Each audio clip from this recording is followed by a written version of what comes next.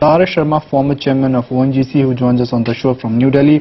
Along with him is Kirit Parekh, expert on oil and gas, and he also authored the Kirit Parekh Committee report on oil deregulation. Gentlemen, good to have you on ET Now. Thank you for joining us. Mr. Parekh, you go first. How would you analyze the measures of hiking a diesel price hike by 5 rupees per litre, a cut in excise duty on petrol, limiting LPG cylinders, and nothing has happened when it comes to kerosene? Yeah, I'm really quite pleased with this idea. I think cutting down the excise on petrol is a good step. In fact, a 1 rupee increase in diesel price and a 5 rupees reduction in excise duty on petrol would be revenue neutral for the government, because diesel consumption is 5 times as much as petrol consumption. So reducing the difference in prices between petrol and diesel is good for us, because that would really stop the drive for buying diesel driven vehicles. The second thing is that I think 5% increase in diesel price is certainly something that is reasonable to do at one go. But what I would have also liked, that the government should have at the same time decontrolled and made diesel price market driven by giving at the same time 8 rupees per litre fixed subsidy on diesel, because then people would get used to fluctuating diesel prices. Government would have a very predictable amount of under recoveries, and the oil marketing companies would also have certain certainty about the kind of money and cash flows they would problem they would have.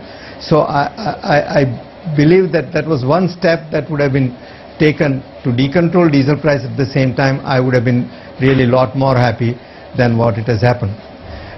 Cutting down on cylinders, 6 cylinders, we will have to see how well it is enforced and what kind of leakages take place.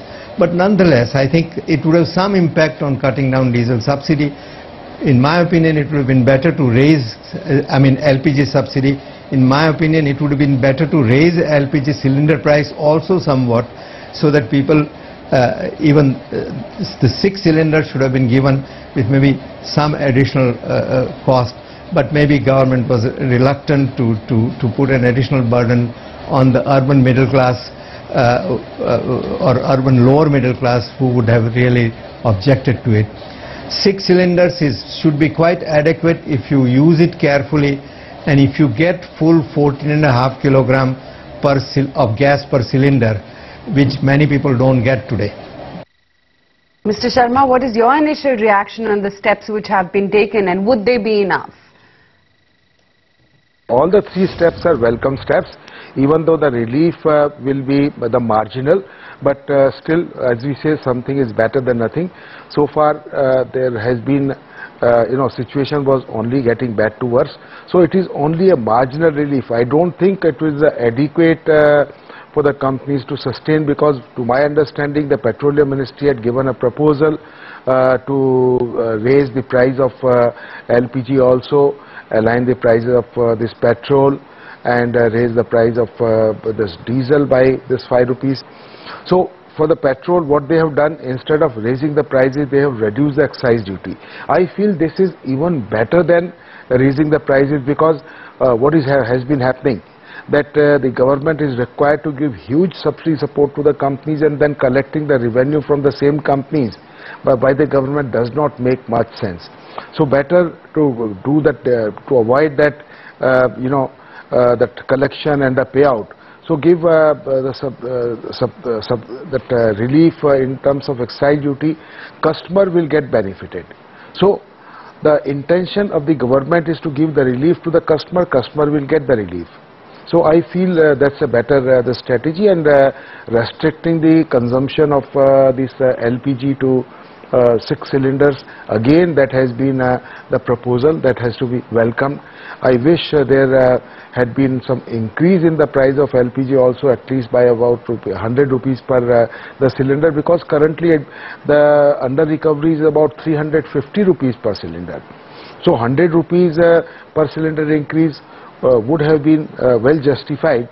But anyway, I won't be able to comment on that. The decision makers, they have taken a view in their own way, so, but it has to be welcomed.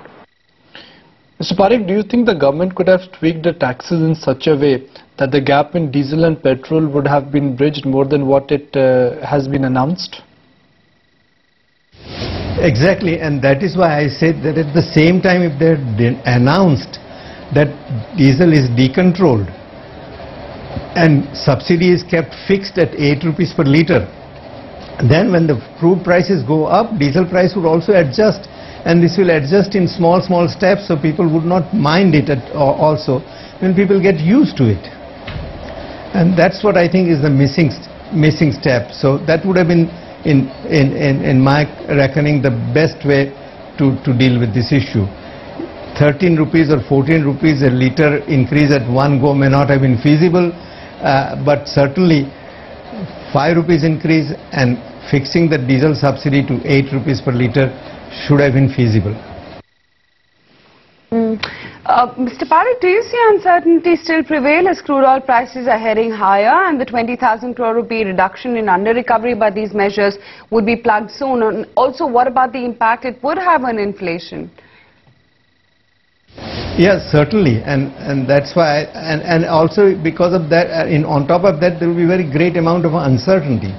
If the prices keep going up, then oil marketing companies' under-recoveries also keep going up. And so that is that's why I was saying they should have decontrolled, liberalized diesel price at the same time. I would also like to address the issue that many people say that this will be inflationary. But you know, one has to see the inflation impact of not doing anything and compare the inflation impact of raising diesel price. So if you don't raise diesel price, with under-recoveries go up, under-recoveries are means fiscal deficit goes up. Fiscal deficit goes up, then money supply goes up. When money supply goes up, then inflation goes up. And inflation goes up, then Reserve Bank increases interest rate. And when interest rate goes up, the economy's growth rate comes down. So we had done some analysis which shows that if you increase diesel price or if you don't increase diesel price, what is the difference? It's a fair point that if fuel prices they go up, it will automatically slow down the consumption appetite as well, because fuel of course is part of discretionary spending. But Mr. Sharma, the other big question is that this diesel price hike is only a band-aid approach, because the current under recovery is well over 1 lakh crore, and this move will only reduce the under recovery burden by about 20,000 crore. Yeah, you see, it's not as I mentioned, it's not a very big relief.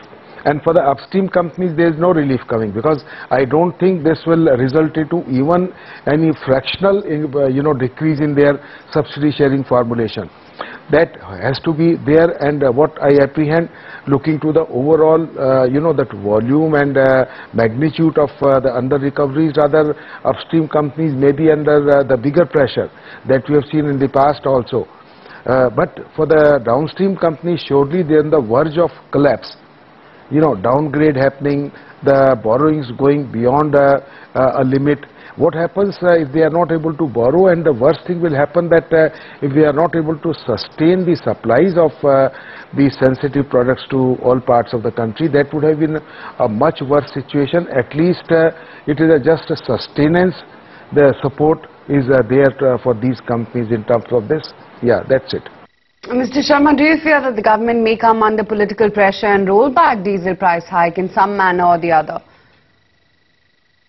Well, look, that is a political angle to this. I won't be able to comment on that, but that will be said in case any rollback happens. So that means in future further alignment of these prices towards the international parity would be difficult. And look, how can these companies sustain? They import the crude oil at international parity prices, and they keep selling the petroleum products at highly subsidized rates.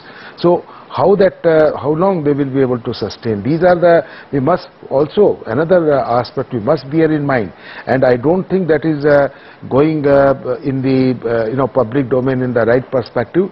These are listed companies. They are not wholly owned by the government of India. What about the retail shareholders and the institutional shareholders who are holding stocks of these companies? And in terms of the good ethics and good governance, they cannot be subjected to these kind of pressures. Mr. Parekh, final question. Apart from the obvious reduction in under-recovery by about 20,000 crore, what kind of message will these fuel reform send to the masses? No, it would just have some impact. You know, if you're saying we are expecting about 200,000 crores of under-recoveries, maybe it will come down to with these measures to 150,000 crores. But I think what is even more important is that the signal that this measure gives, that this government is now going to bite the bullet and take important, critical economic decisions to put the economy back on track.